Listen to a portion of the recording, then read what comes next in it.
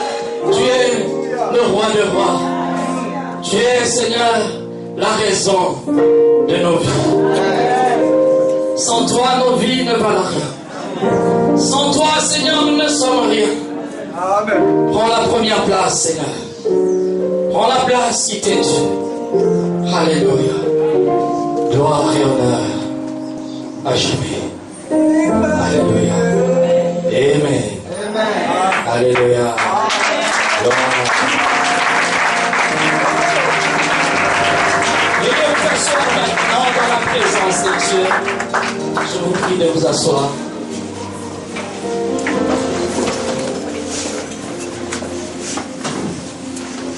Je vais demander au frère au piano de rester adorer le Seigneur pendant que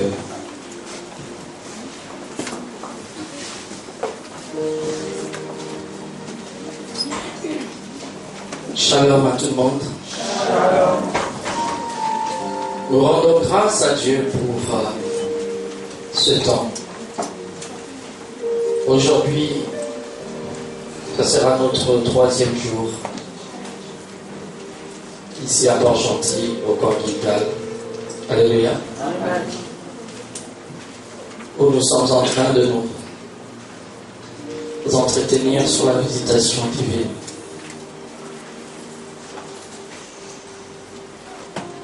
Je reste convaincu que Dieu nous a donné ce qu'il fallait. Amen. Pendant ces 3 jours.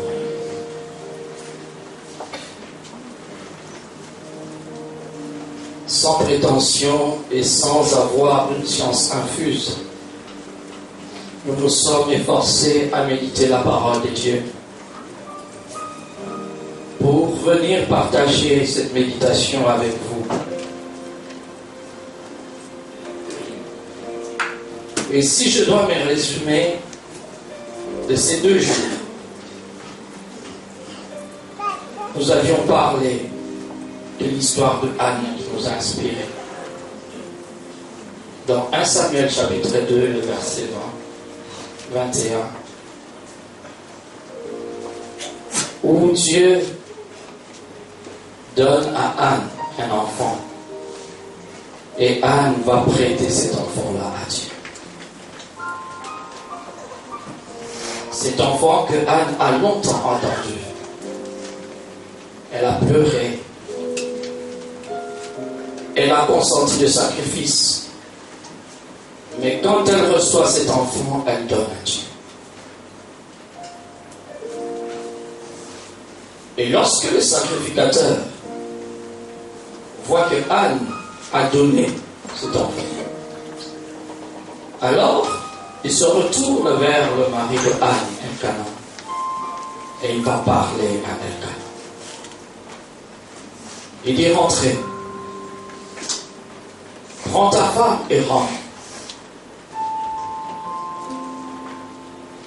Mais cette femme t'enfantera des enfants.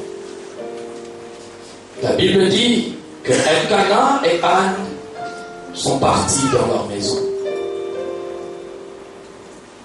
Et Dieu visita Anne.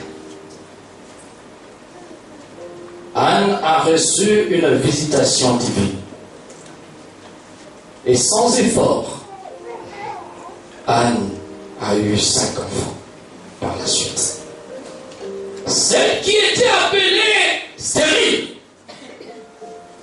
elle en a enfanté 5 autres de plus. Celle qui était délaissée, celle en qui même son mari ne croyait plus. Lorsque Dieu te visite, les diagnostics des hommes, la croyance des hommes,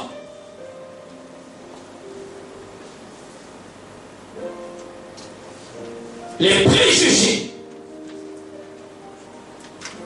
ne seront qu'une confusion. Et donc nous avions développé cela en disant que la première chose, il faut savoir s'occuper des choses de Dieu. Que dans ta vie, la première préoccupation soit de prêter toujours à Dieu tout ce que tu as. Que ce soit ton temps, que ce soit ton adoration, ton temps d'adoration, que ce soit ta présence, que ce soit tout ce que tu as, tu dois savoir l'offrir à Dieu. Parce que c'est parce que Anne a offert Samuel que finalement il a touché le cœur de Dieu. Alléluia. Il a comblé un besoin de Dieu. et Dieu lui donne. Nous avions dit ceci aussi, que la visitation est déclenchée par une parole de révélation. Alléluia. Lorsque Dieu décide de te visiter, tu commences par recevoir une parole de révélation. Il y a un réman qui t'est envoyé. Alléluia. Lorsque Dieu commence à visiter Marie, il a d'abord commencé par envoyer l'ange. Lorsque Marie a reçu la visitation de l'ange, il a reçu le réman des dieux. C'est alors que toutes choses s'étaient mises en place. Alléluia. Il a fallu que le sacrificateur puisse libérer une parole pour que le déclenchement de la visitation descende. Nous avions dit aussi que Dieu ne peut pas visiter, alléluia, un homme qui est infidèle. L'élément clé, le socle de toute chose, c'est la fidélité. Alléluia. Amen. Nous avions démontré plus ou moins le degré de la fidélité et l'importance de la fidélité dans la marche chrétienne. Il n'est pas seulement question que Dieu soit fidèle envers nous, mais il est important de savoir que nous devons être fidèles. Amen. À Dieu. Souvent, nous comptons seulement sur la fidélité de Dieu et nous nous abstenons d'être fidèles.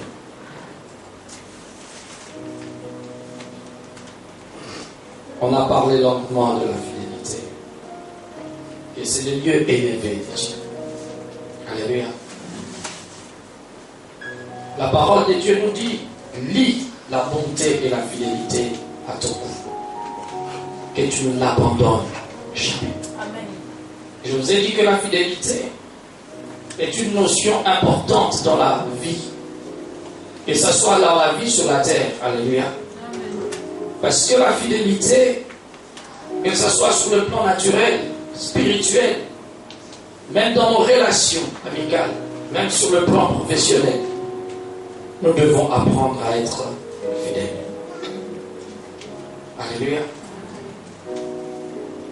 Maman Vini nous a aussi donné quelques éléments. En fait, nous avons pris le temps d'avoir quelques éléments clés pour nous permettre à ce que Dieu nous visite réellement. Alléluia. Amen.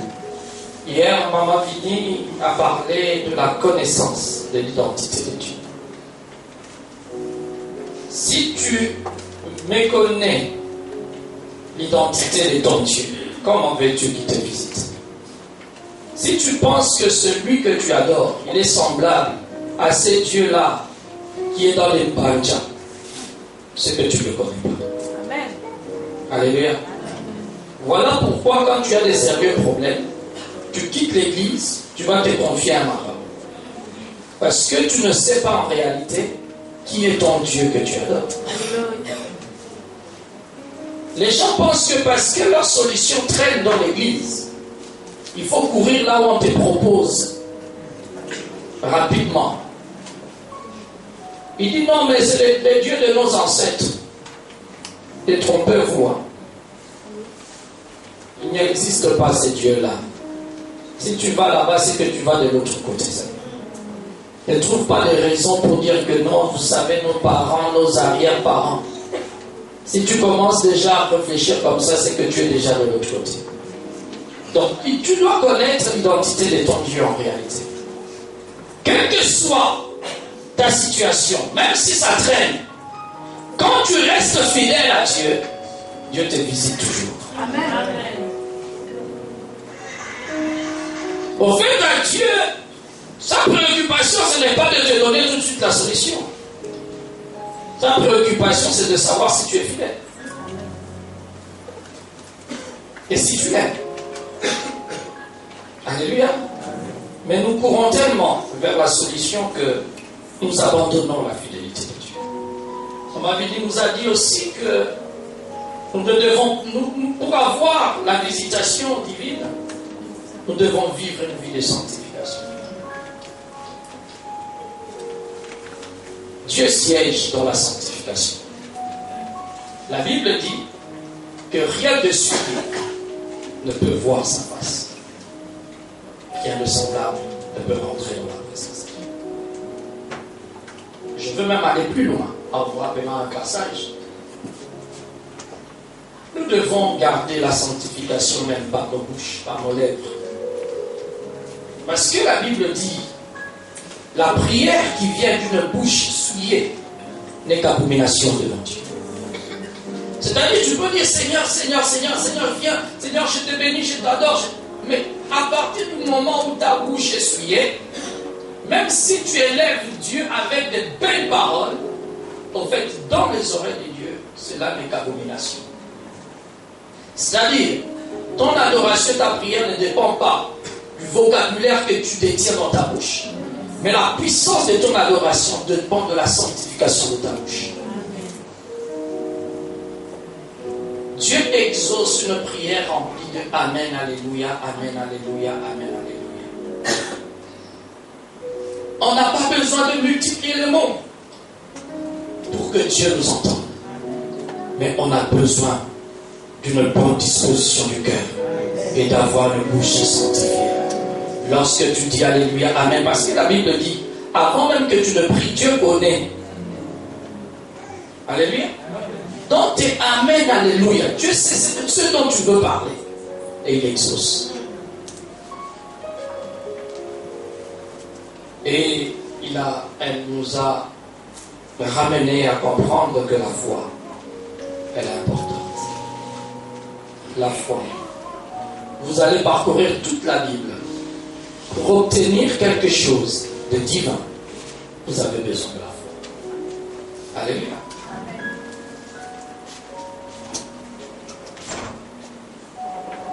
On ne peut pas être chrétien et ne pas cultiver la foi en soi. Alléluia. Souvent, nous avons toujours dit, oui, j'ai la foi, oui, je déclare par la foi. Mais quand on regarde ta foi vraiment, c'est vraiment la déclaration. Ça reste à la déclaration. Mais est-ce que tu vis une vie de foi? Alléluia. Cette foi inébranlable. Cette foi que Dieu nous communique par sa parole. Voilà un peu ce dont nous avions parlé pendant 2 jours. Et aujourd'hui, nous allons terminer par une exhortation, si vous voulez. Mais nous allons prendre un seul verset. Nous allons prendre Luc chapitre 7. Ne vous inquiétez pas, je vais respecter si Dieu m'aide.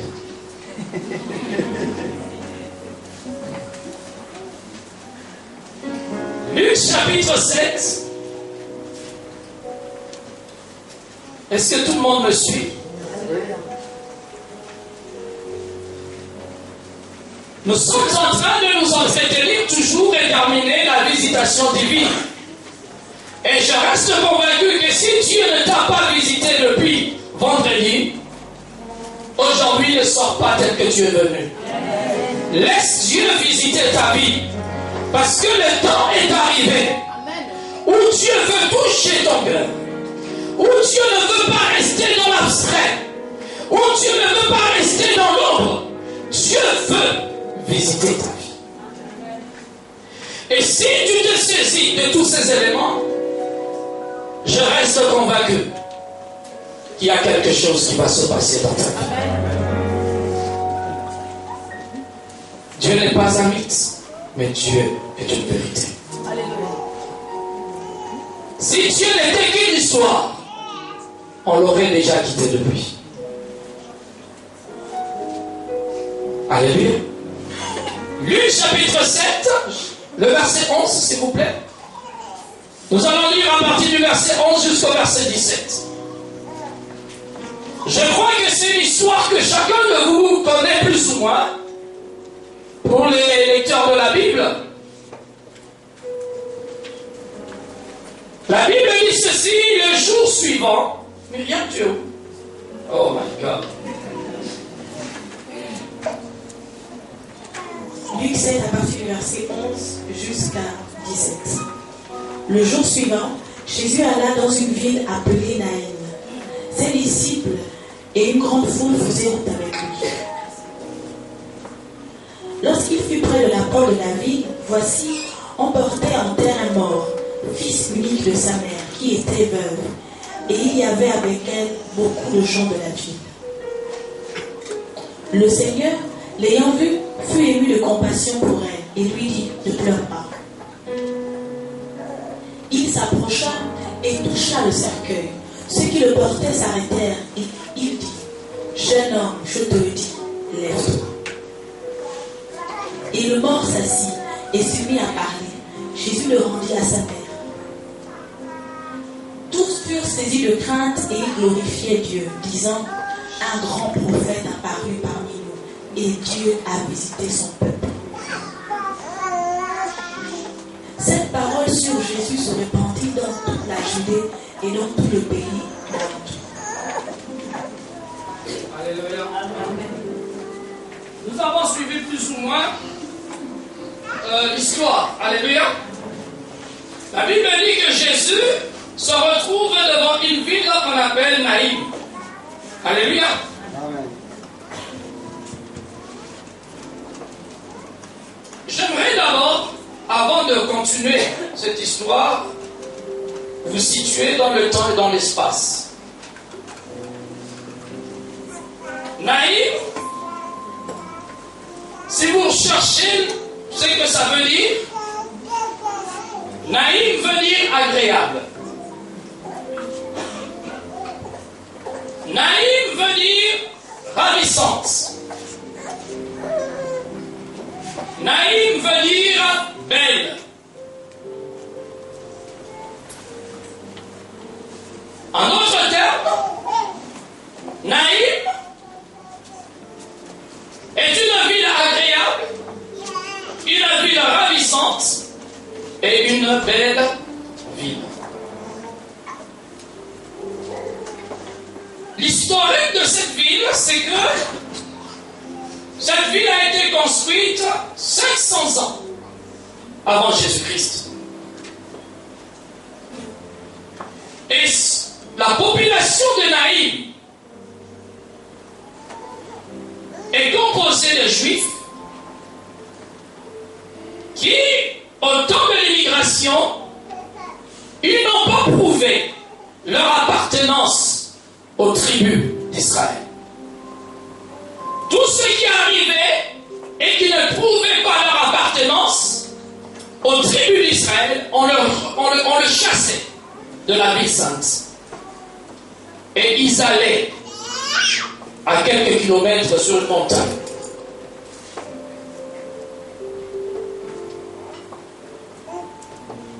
Lorsque la deuxième vague de l'immigration arrive, on les a obligés de rester aux alentours aussi de la ville. La particularité encore de cette population, c'était les femmes qui étaient répudiées ou qui ont eu des enfants avec d'autres personnes, des mariages mixtes. Ces femmes-là ne pouvaient pas rester dans la terre sainte, sur la terre sainte. On les renvoyait et ils allaient se retrouver aussi à Naïm. Alléluia. Naïm se retrouvait comme étant un carrefour multiculturel. Plusieurs ethnies qui se regroupaient dans des quartiers différents. Ils étaient considérés au départ comme des étrangers par les Juifs. Mais à cause de leur multitude de cultures, cette ville était une ville riche et prospère. Par différentes cultures qui étaient mises ensemble, cette ville prospérait. Il a fallu 400 ans plus tard pour qu'il soit assimilé à la société juive. Alléluia. 400 ans plus tard. Je reste convaincu du moins que dans cette ville, pour les femmes qui étaient répudiées, pour des immigrés qui étaient rejetés, je reste convaincu que dans leur cœur, il n'y avait pas la joie. C'était une ville de personnes frustrées. Frustrées par la société d'être rejetées. Frustrées parce qu'on te rejette pas d'avoir eu un enfant dans un mariage mixte avec un non-juif.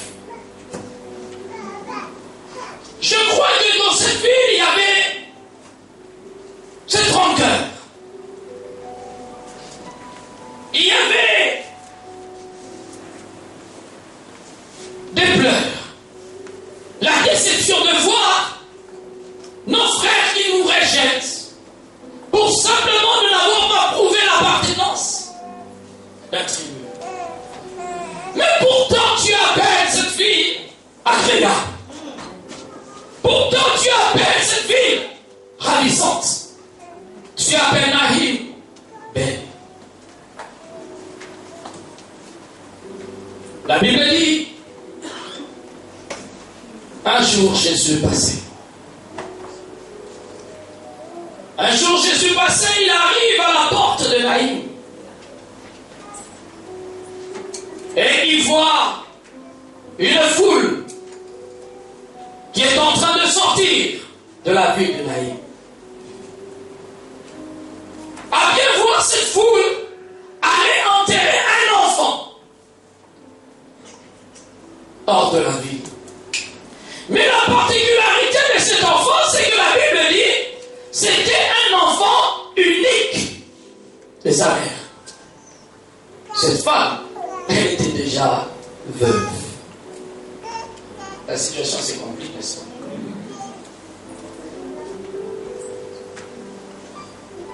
Tu es déjà veuve. Tu as pleuré toutes les larmes de ton corps parce que tu as perdu ton mari. Comme si cela ne suffisait pas. L'unique enfant que tu as eu part. Alors imaginez-vous l'état de cette femme. Je crois qu'elle était inconsolable. Alléluia.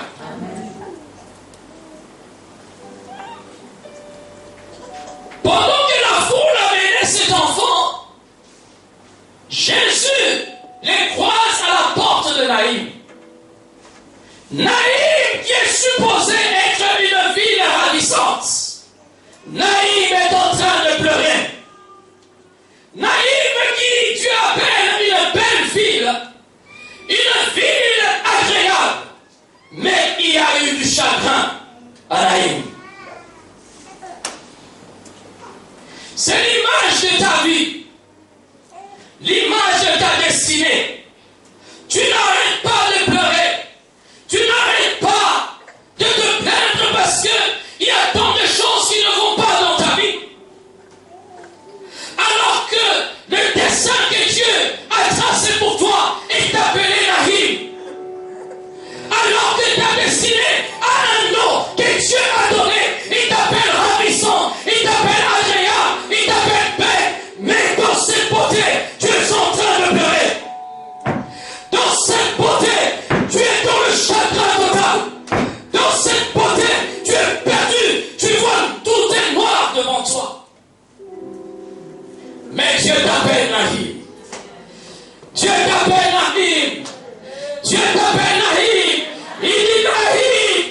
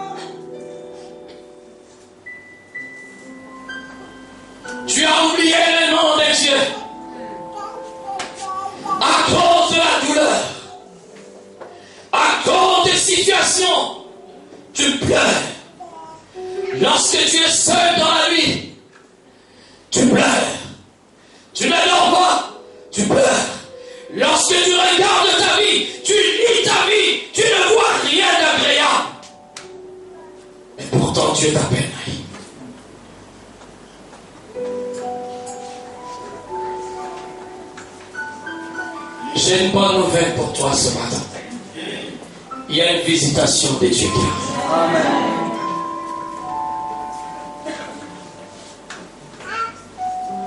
Lorsque Dieu veut te visiter, c'est qu'il veut changer les données de ta vie.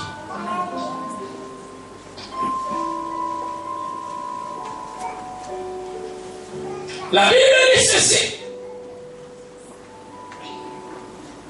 Le fils unique de la femme était mort. L'unique sur qui elle comptait. Elle se disait dans ma vieillesse, oh moi j'ai un fils sur qui je peux m'appuyer. Dans ma vieillesse, j'aurai un fils sur qui je peux compter, qui peut me donner à boire.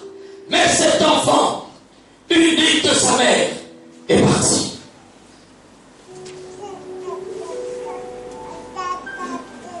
Mais ce jour-là, il y a eu une rencontre extraordinaire. Cette femme ne pouvait pas s'imaginer qu'il y avait ailleurs un autre fils unique. C'était une rencontre de deux fils uniques. Le fils unique de la veuve et le fils unique de Dieu. Amen. Le fils unique de la veuve et le fils unique. Il y a des rencontres qu'on fait, mais celui-là,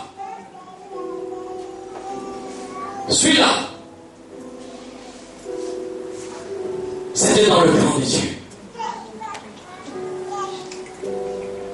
Peut-être tu pleures, tu te dis, et je suis seul.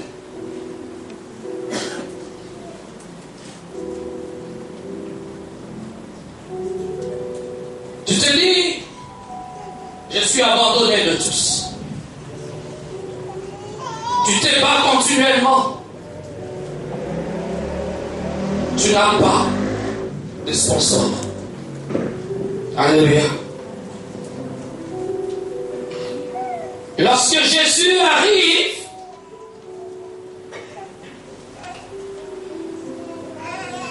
devant cette ville, il voit cette femme qui est en train de pleurer. La Bible dit que Jésus a eu compassion.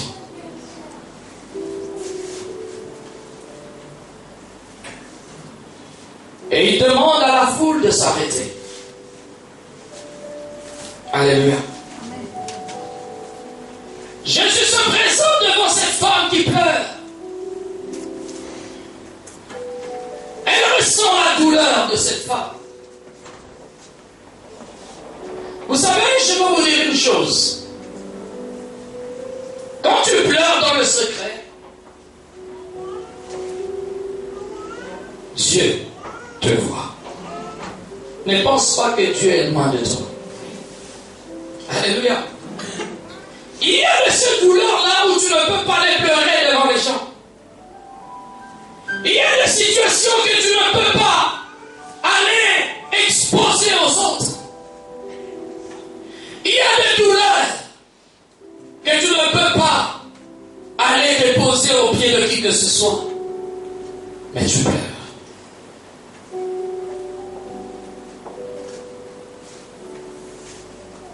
Cette femme qui habitait Marie, cette femme qui a toujours vécu dans cette ville, a vu son mari partir et a vu son fils partir. Il y a de ces douleurs-là, deux fois tu te tiens devant Dieu, tu te dis, Seigneur, qu'est-ce que je veux dire? Tu n'as plus la force de prier. Tu n'as plus de mots adressés à Dieu. Il y a quelque temps de cela, nous avions passé de moments difficiles.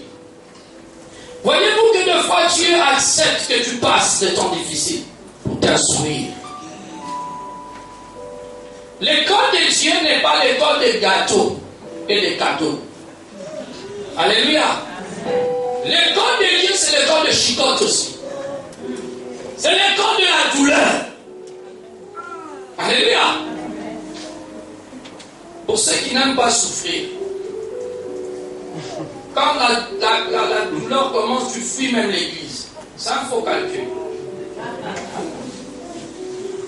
Oh non, j'ai trop de problèmes, je n'arrive même pas à prier. C'est là où il faut maintenant.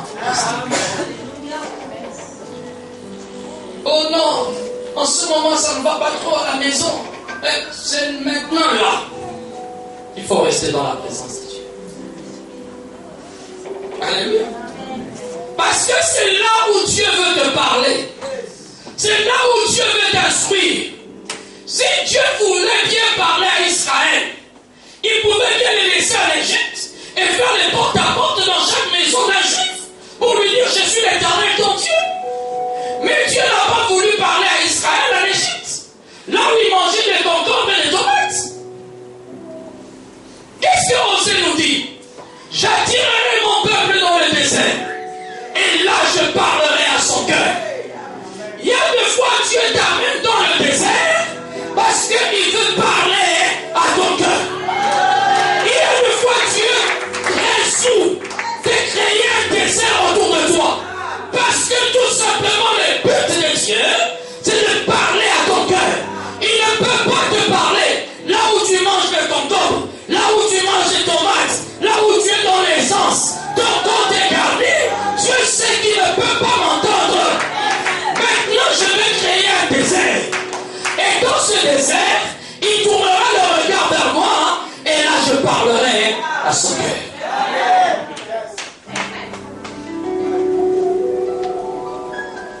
La douleur est là. Deux fois on se sent perdu. Tout devient noir. Tu cherches Dieu par tes pensées, tu ne le trouves pas. Tu le cherches par ton cœur, tu ne le trouves pas. Tu le cherches dans les sensations, tu ne le sens pas. Tu lis la Bible, mais tu ne comprends rien. Tu te mets à genoux, tu dis Seigneur, tu es où? Tu m'as abandonné. Tu m'as abandonné.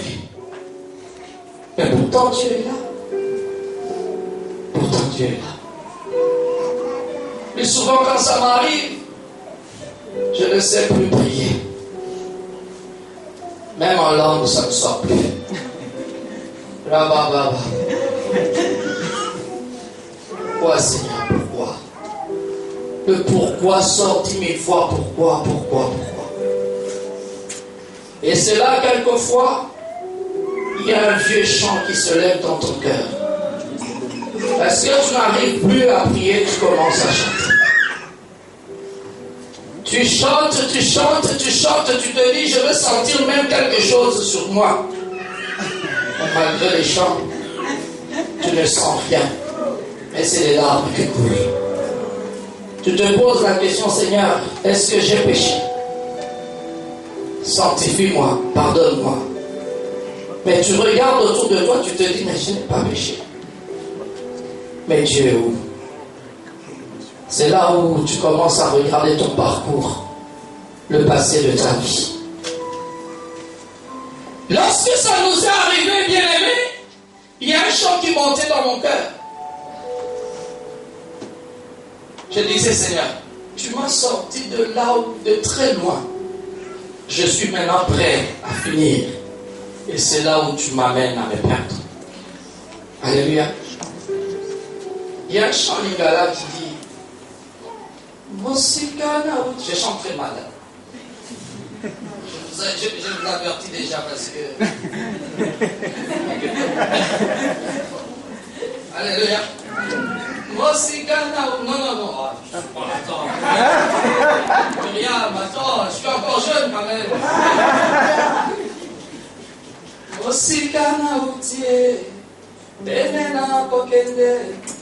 D'ici loin d'où je viens, prêt à partir. Alléluia. Mosikana Outier, Benena Kokende. Kotambola na kotambola, Yesuye Musungi Nanga. Aussi loin que je viens, d'où je viens, plus près de mon départ, j'ai erre, mais Jésus-Christ est mon soutien. Amen. Mosikana tie, benena kokende, kotambola na kotambola o, Yesu ye musungi nanga. Kolona bolingo, kolona bolu, kolona bolingo kolona mawa. Dieu de grâce et Dieu d'amour, Dieu de compassion. Alléluia. T'as dit tu as les genoux, tu n'arrives plus, tu commences à faire le sang pendant la chambre. Tu es en train de regarder les murs qui te regardent. Tu chantes.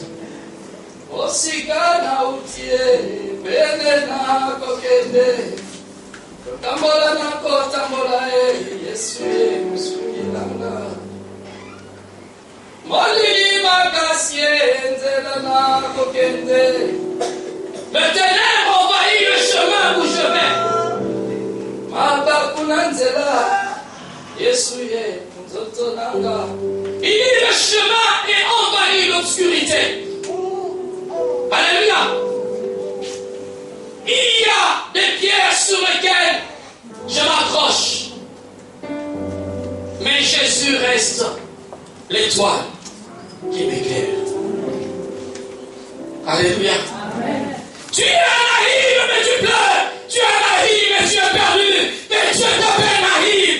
Dieu t'appelle agréable. Dieu t'appelle paix. Gilgal, où es-tu? Gilgal, tu pleures. Mais écoute ce matin, Dieu t'appelle agréable. Gilgal, tu pleures. Mais Dieu t'appelle ravissant. Gilgal, tu sens pleurer être perdu. Mais Dieu t'appelle Nahim. Nahim. Nahim. Tu te poses des questions. Oh Gilgal, tu te poses mille et une questions. Mais laisse-moi te dire que ta destinée est belle. Laisse-moi te dire que ta destinée est ravissante. Laisse-moi te dire que ta destinée, Dieu l'appelle Nahim. Dieu l'appelle Nahim. Dieu l'appelle Nahim. Quel que soit le pleur, quelles que soient les situations, Dieu t'appelle Nahim. Dieu t'appelle Nahim. Personne ne peut changer cela. Personne ne peut contrôler cela.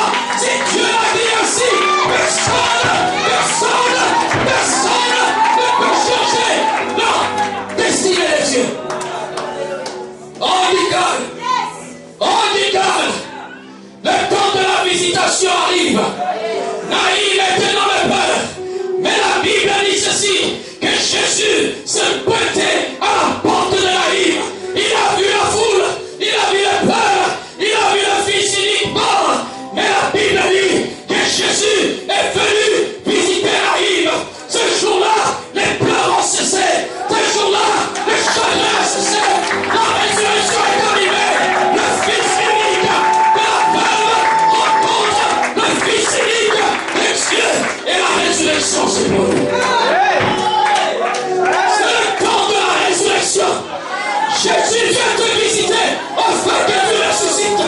Considère-toi comme le fils unique de la veuve qui rencontre le fils unique de Dieu.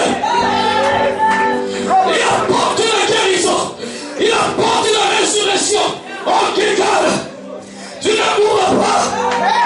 Oh Gilgal, lève-toi, tu ne mourras pas. Tu t'appelles Nahim. Tu t'appelles Nahim. Oh Nahim. Oh Nahim. Relève-toi. Relève-toi. Parce que c'est le temps de Dieu. Alléluia. Tu as été déclaré mort. On t'enterre, on t'amène, on t'amène, on t'amène. Mais ils n'arriveront pas au lieu de l'enterrement.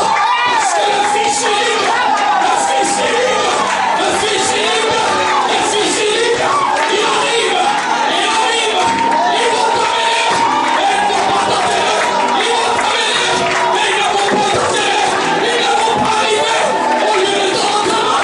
Parce que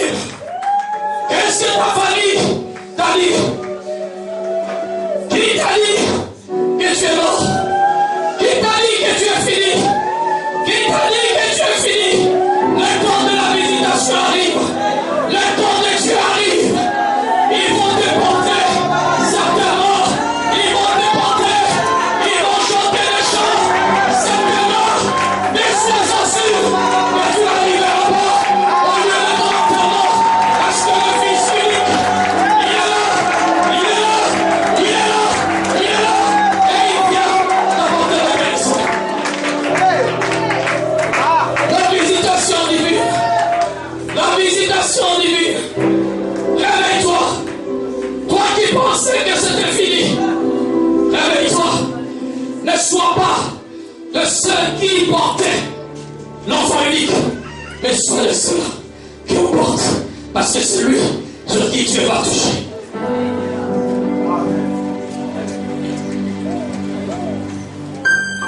Quel est le nom de ta destinée? Gilgal. Quel est le nom de ta destinée? Comment Dieu t'appelle? Tu t'as appris sur le nom de tes ancêtres. Ce matin, le Fils unique de Dieu se pointe à la porte. Ça valait pas la peine qu'il rentre dans Naïm. Il était à la porte et il a opéré. Il a opéré. Il a opéré. Il est capable de te visiter. Avant même que tu n'arrives chez toi, il y a une visitation de Dieu. Un temps où Dieu a prévu, enfin que ton nom soit changé, enfin que tu retrouves le nom de ta destinée. Cette vie est appelée agréable. Cette vie est appelée ravissante. Dieu t'appelle ravissante ce matin. Dieu t'appelle agréable ce matin. Arrête ton lèvre. Il n'y a qu'à penser pour rien. Où tu étais médiocre, où tu pensais que tu ne pouvais pas. Moi je te dis ce matin, que Dieu peut faire une chose nouvelle avec toi. Une chose que les hommes ne peuvent pas comprendre. C'est toi, c'est toi, c'est toi ce matin, c'est toi ce matin. Il s'agit de toi ce matin, c'est toi ce matin, pas quelqu'un d'autre. Celui qui a la sensibilité de Dieu, il reçoit la visitation de Dieu. Celui qui a la sensibilité de Dieu, il reçoit la visitation de Dieu. Ce matin, il est là. Ce matin, il est là. Il t'appelle à vivre. Il t'appelle à vivre. Il t'appelle à vivre. Il t'appelle à vivre. Il t'appelle à vivre. Agréable. Agréable. Agréable. Agréable. Ravissante. Ravissante. Belle. Belle. Belle. Belle.